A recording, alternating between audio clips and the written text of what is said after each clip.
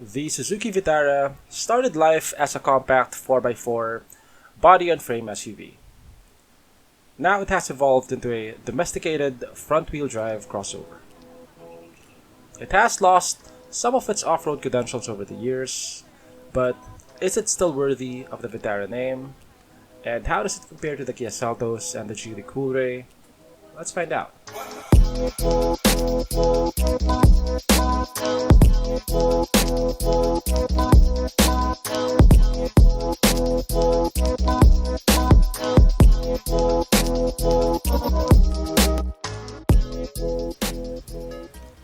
Most of the crossovers in this segment are pretty stylish.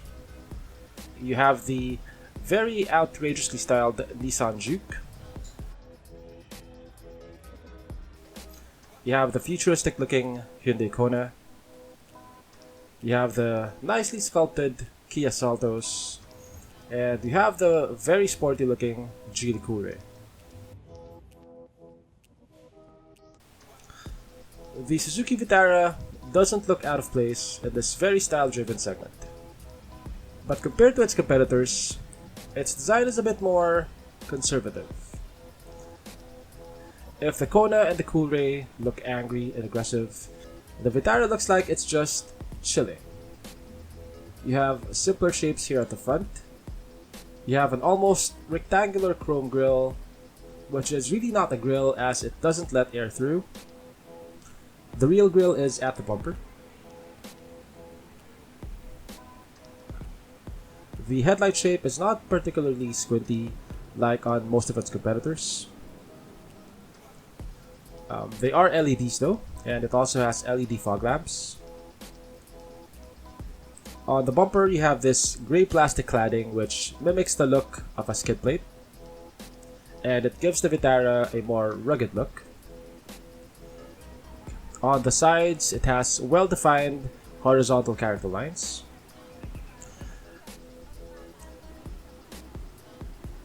It has 17-inch wheels. Compared to the Kia Seltos and the Geely Coolray, the Vitara looks less intricately sculpted. There's a lot less detail, especially at the front. I'm not saying that it doesn't look good. Different styles appeal to different people after all. And this style might appeal to those who are not fans of aggressively styled crossovers.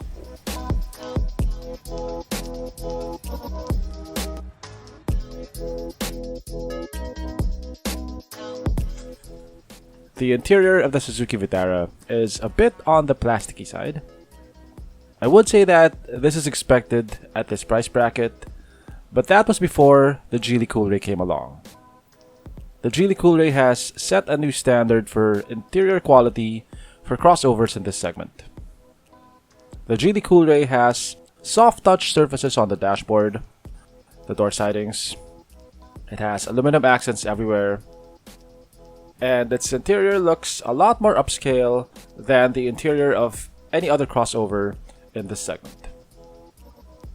Compared to other Japanese and Korean crossovers in this segment though, the interior of the Suzuki Vitara looks pretty okay. It has this huge 10-inch screen with Apple CarPlay and Android Auto.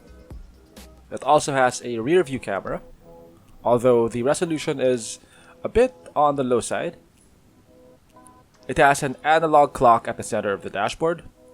It's also pretty big. It's the same size as the adjacent aircon vents. On one hand, you'd think, why is this necessary when you can also see the time on the infotainment screen? On the other hand, I think it adds a lot of character to the interior. The seats are leather with velour inserts. It has a traditional handbrake, which I prefer over electronic parking brakes.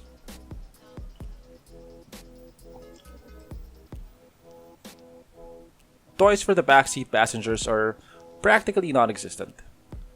There are no USB ports, no 12-volt outlets, no aircon vents, no center armrests, and no cup holders. Space is decent, although headroom on this top-of-the-line trim is a bit compromised because of the panoramic sunroof. The Vitara has 375 liters of cargo space with the second row seats up.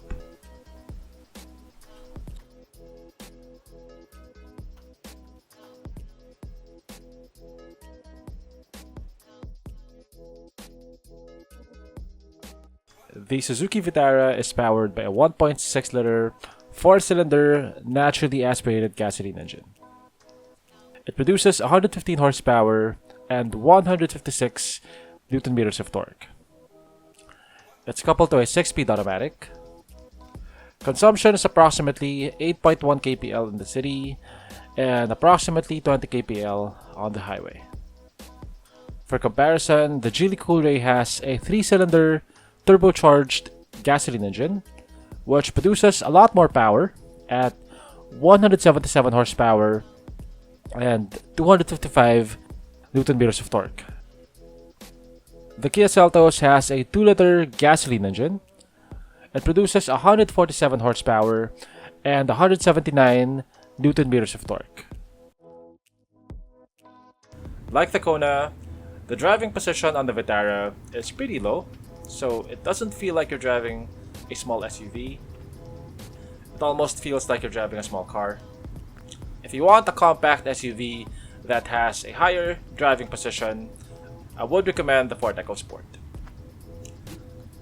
The Vitara's 1.6-liter engine is okay for city driving, but you might find it a bit wanting if you're on the highway, especially if you have to overtake. There's definitely a noticeable difference in power between the Kia Seltos and the Vitara. Steering is pretty light, but it's still hydraulic. It's not electronic like on the Geely Coolray. Throttle response is not immediate. When you step on the gas, it takes a while for the Vitara to act. But this is not a sports car, so I guess that's forgivable. NVH levels are acceptable for a crossover in this price bracket.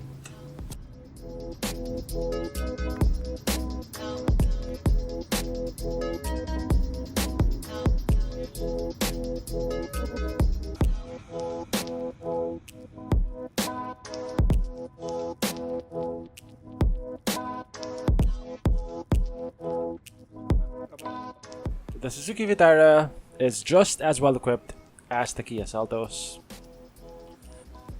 It has cruise control. It has a 10-inch screen with Apple CarPlay and Android Auto. It has 6 airbags, a reverse camera, and a panoramic sunroof. By the way, having a panoramic sunroof is nice, but one negative thing about the Vitara sunroof is that it doesn't have an opaque cover. It has this mesh cover, which lets a lot of light and heat in.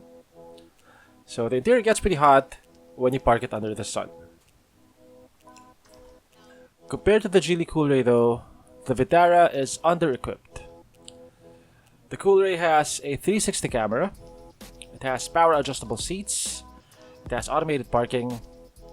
It has adaptive cruise control. It has blind spot monitoring, etc.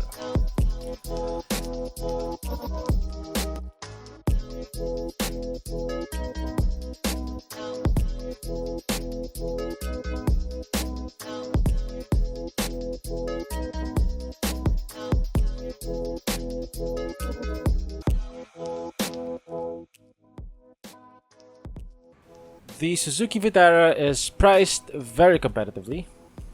Its base variant is actually the lowest priced Japanese or Korean crossover in the market. It's even cheaper than the base model Geely Coolray. Perhaps it's a sign of the times that a Chinese car can offer better quality, more features, and slightly higher prices than a Japanese car. If you want a reasonably priced crossover made by a Japanese manufacturer though, the Vitara is a pretty good choice.